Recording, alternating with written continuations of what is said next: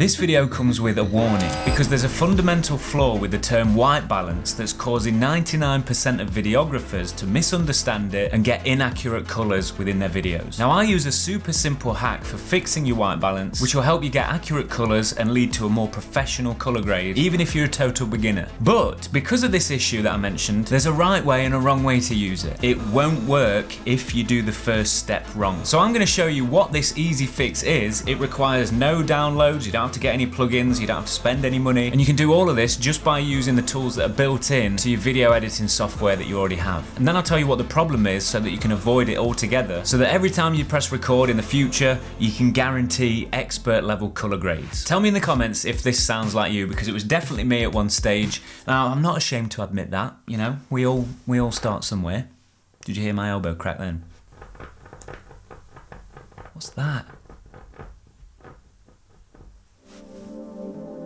What most people do when they start colour grading, and definitely what I did, is I would start pulling around sliders and dials willy-nilly without thinking about what I was doing, just until I thought it looked good. Then I exported the video thinking it was amazing, but then when I saw my video after watching a multi-million-dollar production, I realised that my colours didn't have that professional look as I first thought. And that's because I was doing my colour grading in isolation. Let me explain. Our eyes are lying to us. Okay, so look at this image and see how long you can go without blinking.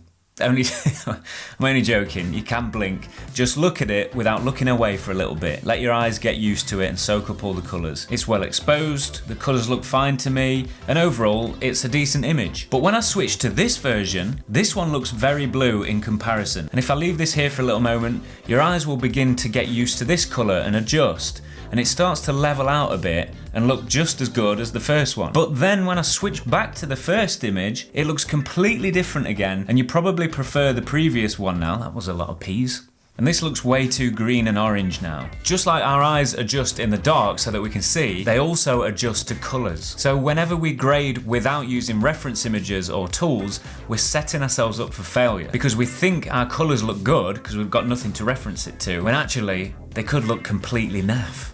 And the thing is, using tools and stuff like that is boring. When I first started videography, I hated the idea of using any tools or anything like that, getting really nerdy and having to learn yet another skill. I wasn't bothered. But this couldn't be simpler. And put it this way, if I manage it, then anybody can. And it's well worth it, trust me. So the tip I'm about to show you comes from my simple to follow color grading course. And this is part of my 3-step process that I use on every single project. So if you wanted to dive a little deeper into the topic after watching this video, definitely click the link in the description to enroll, and I will see you over there. Now I'll be demonstrating this on Final Cut Pro, so it might look slightly different with what you're using, but the same things will apply. So firstly, if you work with log footage, just add the Rec 709 conversion LUT onto your footage so that you've got all the contrast and saturation where it should be. Now you won't have to do this if you're filming in a standard picture profile. Turn on the vector scope within your editor, and this shows the colors within your image around the color wheel and the saturation levels. Select a mask and draw around an area of the image that's white. I'll show you something a little bit later that you can do if you don't have any white in your image. And you'll see that blob of white on the vector scope is slightly leaning towards the orange in this example. And that means the white is slightly off. It's not pure white, so we need to even this out. On the color wheel, you can see that blue sits opposite orange. So all we need to do, using the temperature slider, is bring that blob into the middle by dragging it towards the blue side. You've got 2 sliders, temperature and tint. Temperature is orange or blue, or what's often referred to as warm and cool. I think you can pretty much guess which one's which. And then your tint slider is your green or your pink. So you might find that you have to use a combination of temperature and tint and small movements to get the white sitting in the middle. Don't go crazy with this. If you find that you have to make big adjustments, you probably set your white balance wrong. But don't worry, I mean, that's why you're here, isn't it? Because you want to fix your white balance. But don't worry, because we'll talk about that shortly. So turn the mask off and you'll see that your white is now perfectly balanced. Now all your other colors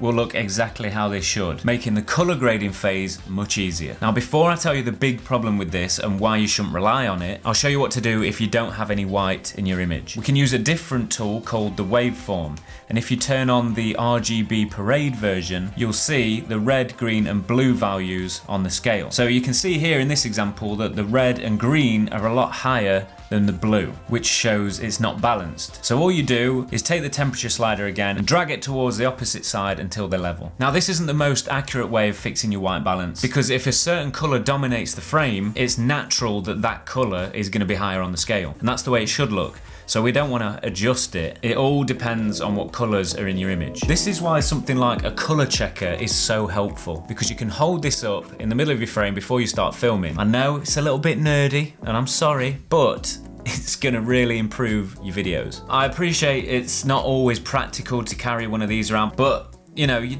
don't always want to get one of those out if you're vlogging in public, for example. It's, you know, it's taking it a bit too far, isn't it, I reckon. Chocolate on it. You could also use a piece of paper or this that I've left over there, hang on. This little lanyard thing, I've got a black, a grey and a white colour chip. So if you just got that, whenever you go out filming, if you've got that there, just whap that up while you're checking your colours, and then you can colour correct afterwards. And they're also great for when you're trying to match 2 or more cameras with each other so that everything looks consistent. Or a piece of paper is fine if you're at home. So I've shown you how to fix your colours. Let me show you the problem with the term white balance. Look what happens if I match the temperature of the camera to the light source.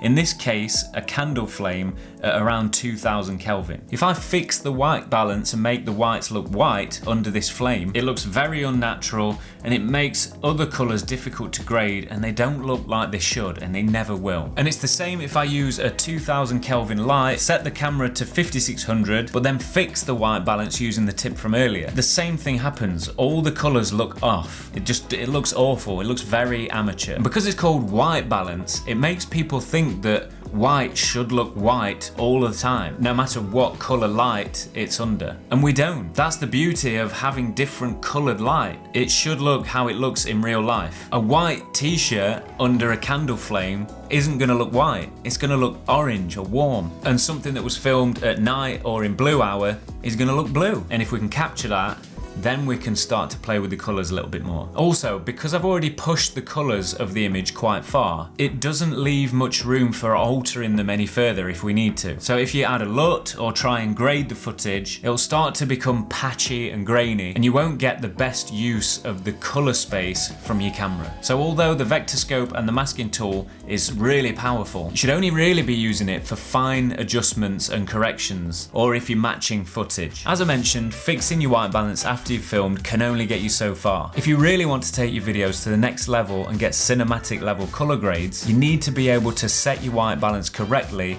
in any lighting situation. And if you don't, it'll always take way too long to color grade, and even after all that, you'll never get the look you want. And that's why you should watch this video next, because I tell you exactly how to set up your camera before pressing record and making what you just learned 10 times more reliable.